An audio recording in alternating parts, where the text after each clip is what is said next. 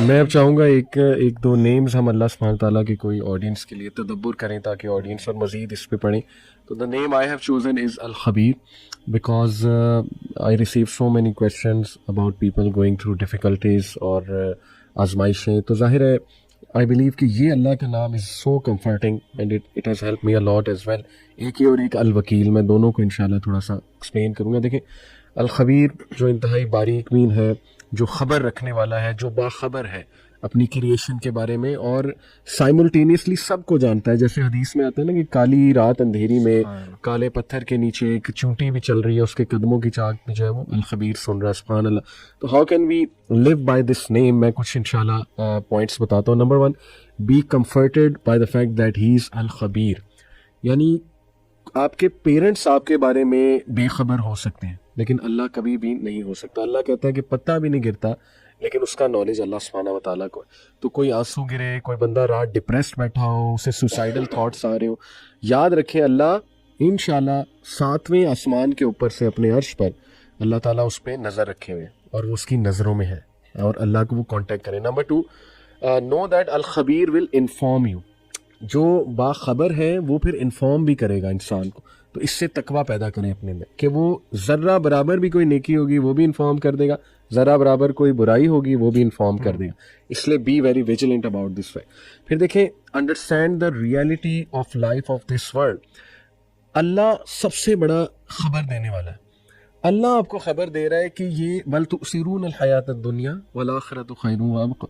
ये अल खबीर की तरफ से बात आ रही है कि इस दुनिया में खो ना जाना। जैसे हदीस भी है ना कि मरी हुई बकरी, साहबा को अल्लाह के नबी ने कहा इसको कौन लेगा? उन्होंने कहा इसको तो कोई नहीं लेगा। तो अल्लाह के नबी ने कहा कि अल्लाह के लिए इतनी भी औकात दुनिया की नहीं है।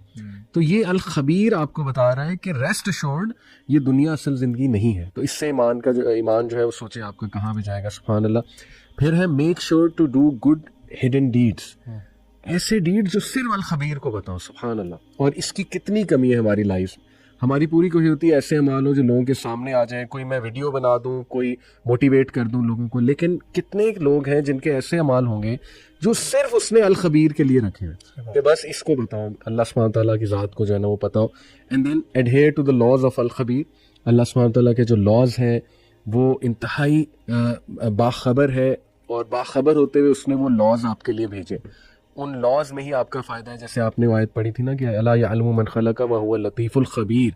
उसमें लतीफ़ यानी कि वेरी, इसको हम क्या कहें, सटल, बहुत सटल है, और खबीर बहुत बाखबर है। दोनों एट्रीब्यूट्स को बहुत ब्यूटीफुली अल्लाह ने कंबाइन किया।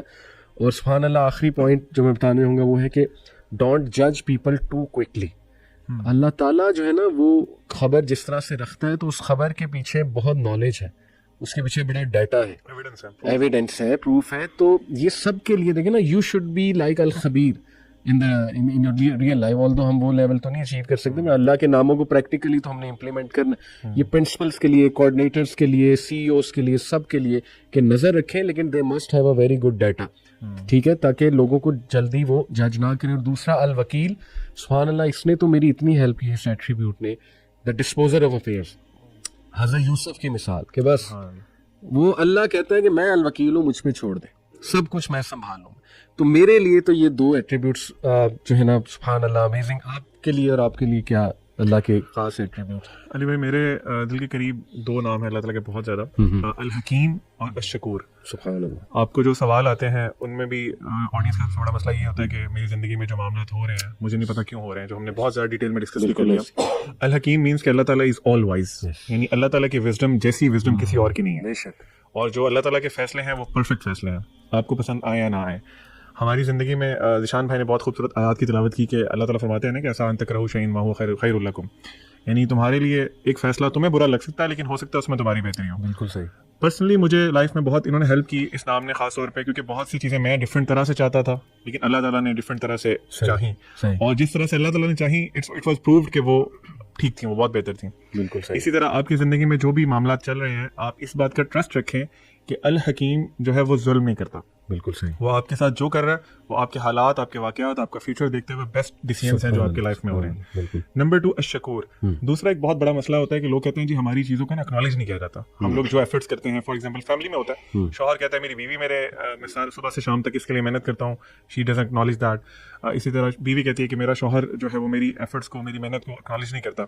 अल्लाह सुब्हानहू व तआला आपकी छोटी से छोटी एफर्ट भी है ना उसको एक्नॉलेज करते हैं और उसको अपने पास रिकॉर्ड करते हैं, फिर क़यामत वाले दिन अपनी शान के मुताबिक आपको रिवॉर्ड करेंगे। सुभान अल्लाह। फॉर एग्जांपल अल्लाह के नबी सल्लल्लाहु अलैहि वसल्लम की हदीस का मफ़हूम है, आपने फरमाया तुम लोग किसी भी नेकी को हकीर ना जानो, यहाँ तक कि अपने मुसलमान भाई को देख के स्माइल करना।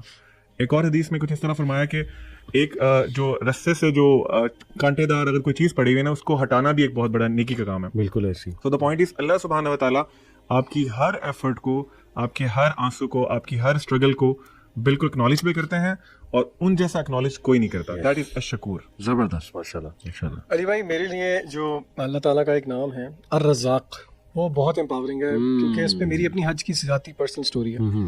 मैंने 2016 की बात है, मैं मुख्तलिफ स्कूल में विजिटिंग जॉब्स कर रहा था, तो मेरे वालिद साहब ने रहीमहुल्लाह बहुत इंसिस्ट किया कि कोई इन्वेस्टमेंट करो, प्लॉट में इन्वेस्टमेंट करो, पैसे ज़ाया करते रहते हो, उड़ाते रहते हो। आपको पता है वालिदैन को तो फ़िक्र होती है।